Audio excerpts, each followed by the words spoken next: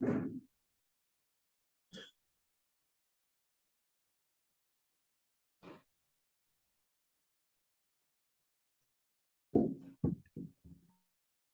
morning, everyone. Uh, Today, we are, I'll be presenting on prevalence of depression in type 2 diabetes and hypertension.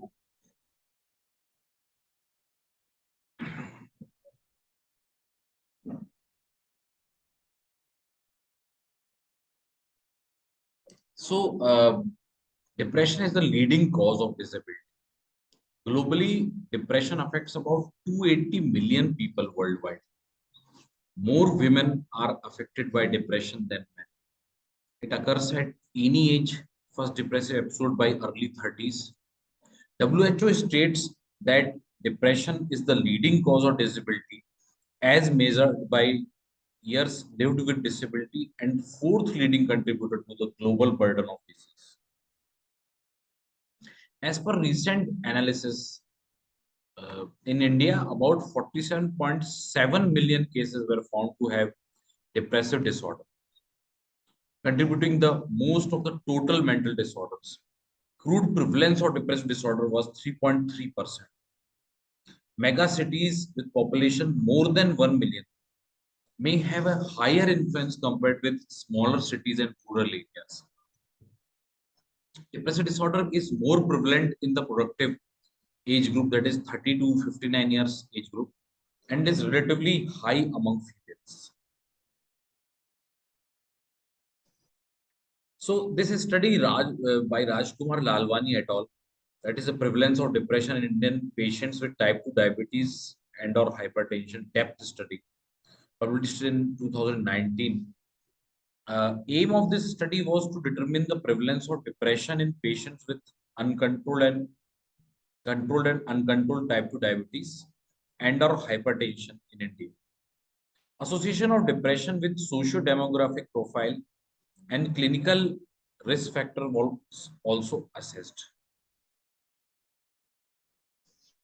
This study provides the first nationwide data on the prevalence of depression in patients with type 2 diabetes and or hypertension. It was a cross-sectional epidemiological study. Type 2 diabetes and or hypertension patients attending outpatient department at tertiary care hospital and private clinics.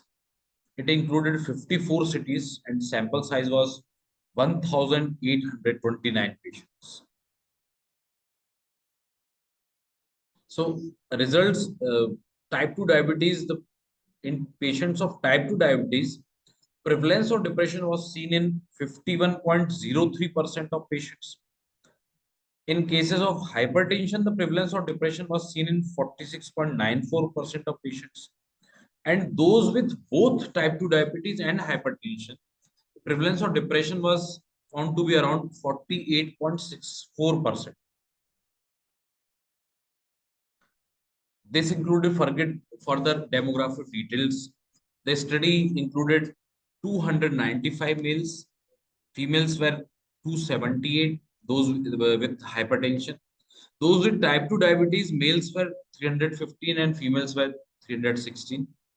Those with both hypertension and type 2 diabetes included 319 males and 306 females. So, in total of 929 males and 900 females were included. 573 had hypertension, 631 had type 2 diabetes, and 625 had both hypertension and diabetes.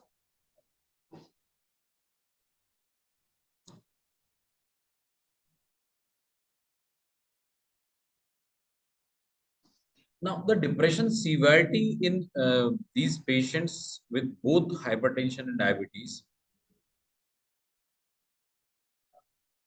those with controlled hypertension and controlled type 2 diabetes, 80 patients, 51 patients had no depression, 19 had mild depression, that is 23.7.5%, 8 patients, that is 10%, had moderate depression, 2, that is 2.5%, had moderately severe depression, whereas none had severe depression. Those with controlled hypertension but uncontrolled diabetes, total number of 109 patients, 49 had no depression, 35 had mild depression, that is 32.11%, 21 had moderate depression, that is 19.27%, and 4 patients had moderately severe depression, that is 3.67%. Now, those with uncontrolled hypertension but controlled diabetes, 76% had no depression, that is 63.87% of patients.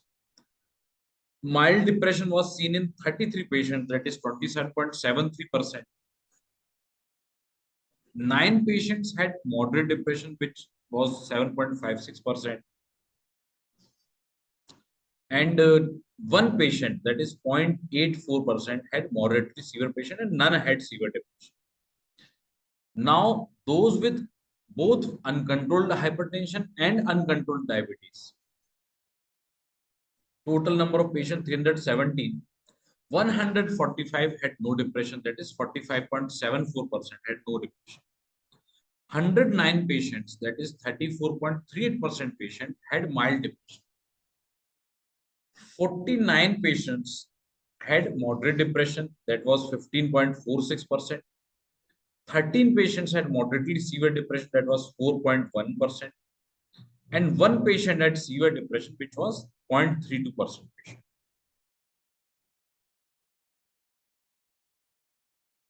So approximately half, that is 895 patients out of 1829 patients, that is 48.9% of the overall population suffered from depression. And this was the score of 5 or more on MDPHQ-9. A direct significant association was noted between severity of depression and controlled uncontrolled diabetes and or hypertension cases. BMI and depression, a significant association was observed between BMI and different types of depression in type 2 diabetes patients. A higher proportion of patients with type 2 diabetes and or hypertension with depression were overweight or obese. Exercise, there was significant association between exercise and depression in type 2 diabetes and hypertension patients. There was a statistically significant association between severity of depression and anxiety scores across all indications. Comorbidity, diabetic neuropathy was the most common complication reported upon patients with type 2 diabetes and depression, that was in 13.35% of patients. So the mechanism postulated is that depression activates the hypothalamic pituitary adrenal axis, sympathetic nervous system, pro-inflammatory and pro-coagulation responses, which is in turn increases cortisol secretion, catecholamine release, cytokines, and platelet endothelial cell adhesion polymerase. These mediators may play a vital role in disease progression in depressive patients with coexisting type 2 diabetes and hypertension. So the conclusion of this studies was that poor sleep quality and altered circadian rhythms increase depression and insulin resistance. In this study, more than 5% of patients with depression suffered from insomnia. It is very critical to take care of depressive symptoms in patients with type 2 diabetes and or hypertension, as psychological treatment of depressive symptoms would not only improve type 2 diabetes and hypertension related complications, but will also improve anxiety in patient well-being. So this another study titled Depression in Diabetes, a study from North India, authored by Amit Thor et al., done in Chandigarh. So title was Depression Among Patients with Diabetes mellitus in North India, evaluated using Patient Health Questionnaire 9. Aim of the study, aim was to estimate the prevalence of depression in patients with diabetes and to determine the association of depression with age, sex, and other related parameters.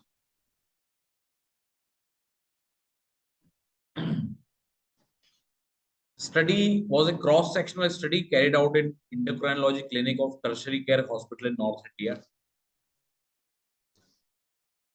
73 patients with type 2 diabetes above 30 years of age were included. Depression was assessed using the patient health questionnaire 9, that is PHQ 9. The relationship with socio-demographic profile, duration of diabetes, hypertension, and microvascular complications was analyzed. The results of this study were prevalence of depression was 41%. Severe depression, that is PHQ score of 15 or more, was seen in 3 subjects, that is 4% of patients. Moderate depression, that is PHQ score of 10 or more, was seen in 7 subjects, that is 10% of patients. Mild depression was seen in 20 patients, that is 27% of patients. And depression was significantly more prevalent in rural subjects, 57%, when compared to urban ones, that is 31%. Depression increased with presence of microvascular complications, fasting plasma glucose, hypertension, but the differences were not statistically significant. 60% of them had coexistent hypertension. Nearly 50% of subjects had moderate to severe hyperglycemia, as indicated by fasting plasma glucose values more than 550 milligram percent. Conclusion was a meta-analysis. 16 studies concluded that depression increased all-cause mortality, with the relative risk of mortality being 2.5 times higher in depressed compared to non-depressed people. And this study demonstrated higher prevalence of depression in patients with type 2 diabetes. Another study titled Prevalence of Depression Among Hypertensive Patients Attending a Rural Health Center in Kanyakumari. Objective of this study was to study the prevalence of depression among hypertensive patients and its associated factors. Methodology, it was a cross-sectional study. 200 hypertensives attending the Regional Health Center Kanyakumari were assessed. Assessment was, depression was assessed using a self-reported and previously validated PHQ 9 questionnaire. Result of this study were, out of 200 patients, 65% were women, 35% were men, 41% had depression, of which 28.5% had mild depression, 7% had moderate depression, 3% had moderately severe depression, and 2.5% suffer from severe depression. Some factors like female gender, lower socioeconomic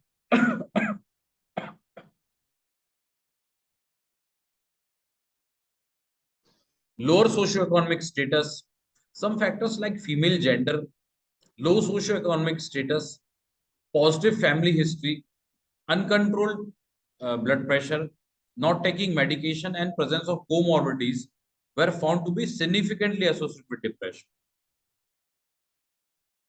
Conclusion of this study was the study results show that there is high prevalence of depression among hypertensives. The early detection and prompt treatment with lifestyle modification can prevent depression among hypertensives. Now, how to identify depression? Reasons for not seeking help from doctors. Close to 50% of depressed patients do not seek care during their depression. Reasons being reluctance, inefficacy of drugs, possibility that the physician would prescribe drugs with side effects, afraid of the duration, complexity of the treatment and side effect of drugs, and not believing the treatment is necessary. Perception of depression, that is loss of self-worth, stigmatization that medicines, that this will make me appear that I'm having some mental or psychiatric illness and everybody will get to know about this. Mental health problems are not diseases. Perception that mental health illnesses are not diseases, but actually some difficult phase of my life that I have to overcome.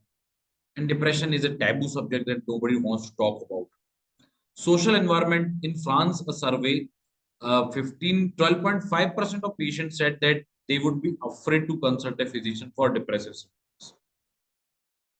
And doctor-patient relationship. So conclusion of this study by Claire Rondet et al.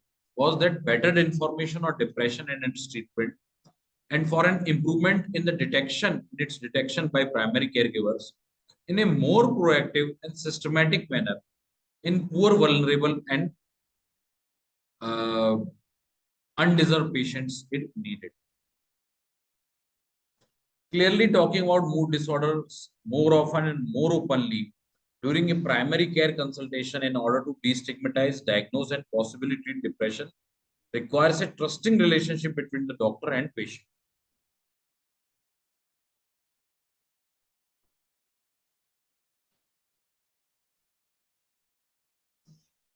Now, screening for depression, PHQ-9 seems to have high validity as the first step in the two-stage screening procedure. In patients with diabetes, it yielded the best evidence for adequate sensitivity. Recent population-based cohort study, including patients with type 2 diabetes, recommended using a PHQ-9 cutoff score of 5 as that demonstrated the best sensitivity with acceptable specificity in a two-stage screening setup in primary care to select individuals who need to undergo further psychological evaluation to confirm or reject the depression diagnosis.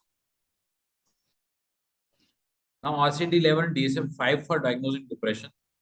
Both the DSM-5 and ICD-11 have specified criteria for diagnosing and assessing the severity of depression. However, they differ on a number of key criteria.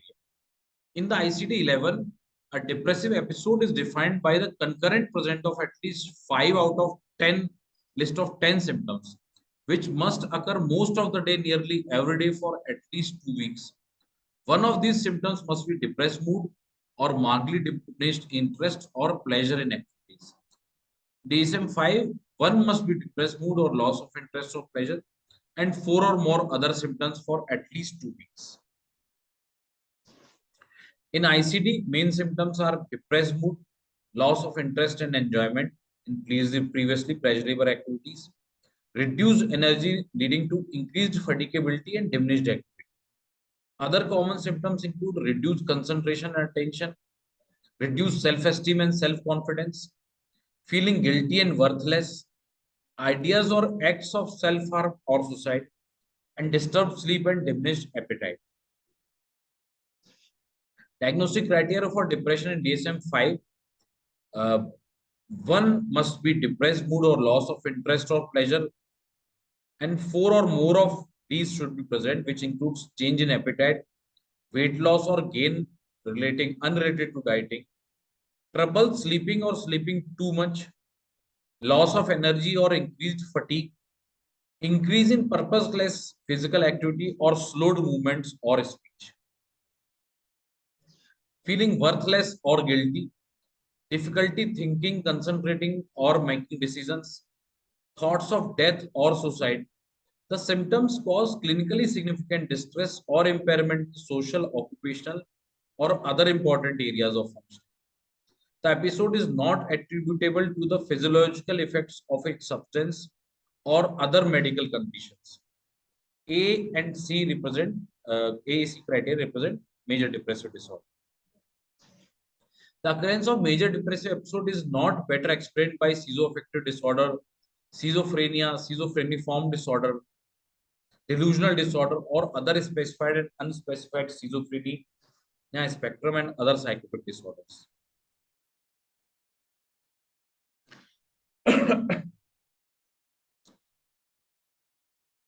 There has never been a manic or hypomanic episode. Note that this exclusion does not apply if all the manic-like or hypomanic-like episodes are substance-induced or are attributable to the physiological effects of another medical condition.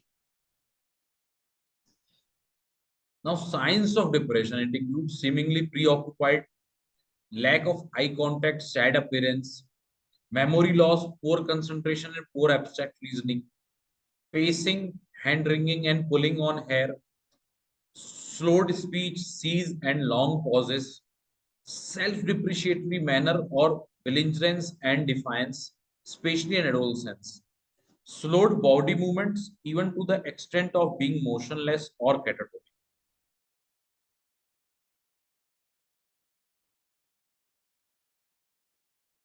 Now, the clinical practice guidelines for the treatment of depression. Management of comorbid depression and diabetes. Treatment of comorbid depression and type 2 diabetes is more effective when embedded in an integrated approach in which both conditions are addressed together. Pharmacological treatment with antidepressants such as selective serotonin reuptake inhibitors (SRIs) have been shown to be effective and to prevent the recurrence of depression in patients with diabetes. Treatment with SSRIs or bupropion can help patients achieve better glycemic control. CBT or interpersonal therapy and interpersonal therapy, cognitive behavior therapy, interpersonal therapy, and exercise intervention programs can be prescribed. CBT utilizes behavioral strategies, problem solving procedures, and cognitive techniques in treatment. Alongside diabetes education, CBT was found to be effective with 58.3% of patients in the CBT group achieving remission versus 25.9% who received diabetes education alone. In that study, glycemic control was improved, exercise improved depressive symptoms, glucose disposal, insulin sensitivity, and glycemic control. So the model of stepped care for the treatment of depression and diabetes. Step 1, if there is mild depression or subthreshold depressive symptoms causing impairment, treatment in primary care is possible. Consultation is style oriented towards problem solving, flexible and supportive psychoeducation about diabetes and depression. Step 2, that is those with moderate depression or persistent mild depression that does not respond to step 1. Specific antidepressant treatment is required. Options include antidepressive medications, SSRIs as first choice, and psychological intervention. Step 3, severe depression or moderate depression not responding to step 2. Combination of psychotherapy and antidepressants. SSRI as first choice drug. Depending on severity of depression and individual factors, treatment can also include the CBT and interpersonal therapy. Step 4, that is very severe depression or severe depression not responding to step 3. This will require inpatient treatment. A complex drug regimen is usually necessary. Psychotherapy, a treatment option, can be combined with medications, and in some cases, ECT may also be needed. Now, this study by Kowalski et al., the integrating depression and diabetes treatment dependent study, design and methods to address mental health care gaps in India. Shortage of mental health professionals, approximately one psychiatrist for every 3 lakh individuals. Diabetes physicians often serve as routine caregiver provider for people with diabetes in India. Integrating depression screening and care into diabetes clinics may provide efficient opportunities to reduce morbidity and improve physical and social functioning among patients with these comorbidities. Patient-centered care models to target different levels of barrier care at the same time can enhance health outcomes and satisfaction. Independent integrated care model is a promising strategy to improve access to mental health care and also improve mental health and cardiometabolic outcomes. Algorithm to guide diabetes physicians on how to effectively manage antidepressant medication treatment. Case review meetings have provided opportunities for reciprocal learning between senior diabetes physicians and psychiatrists. Now, the APA guidelines, they recommend initial treatment for adults with psychotherapy, that is CBT and interpersonal therapy, or second generation antidepressants. For adults having relationship distress, problem focused couple therapy, behavior therapy, cognitive treatment, along with antidepressant to improve likelihood of full recovery in treatment. Yoga and acupuncture would be a good option. For partial responders or non-responders, switch from antidepressant alone to cognitive therapy alone, or switch to another antidepressant.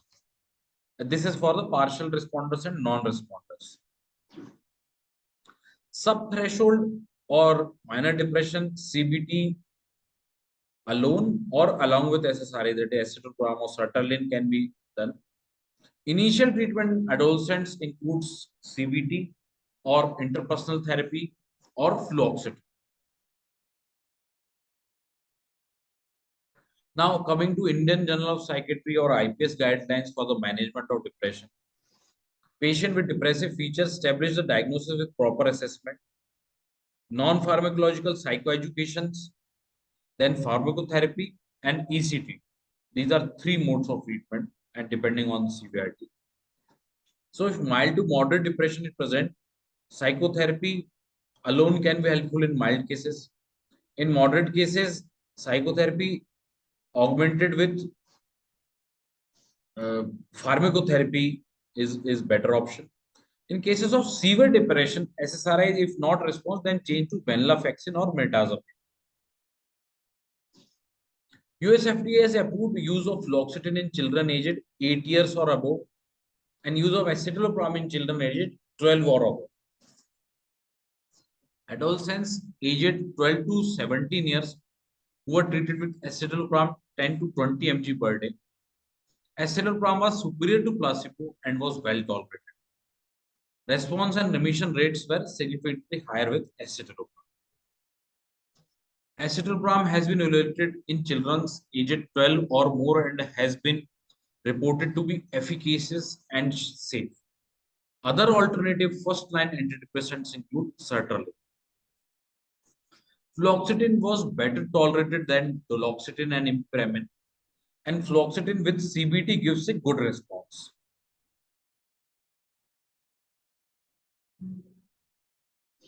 Now, coming to NICE guidelines, less severe depression, individual self-help can help.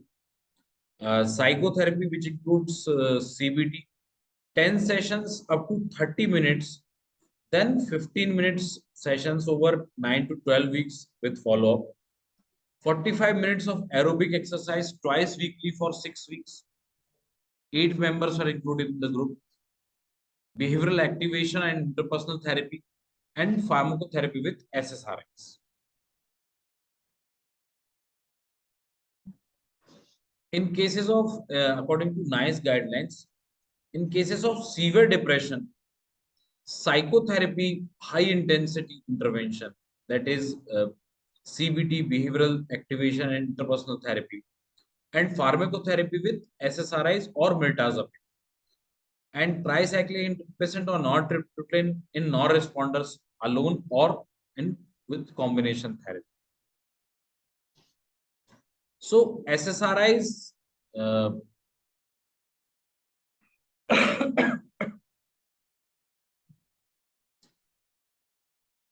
SSRI is best in efficacy and safety.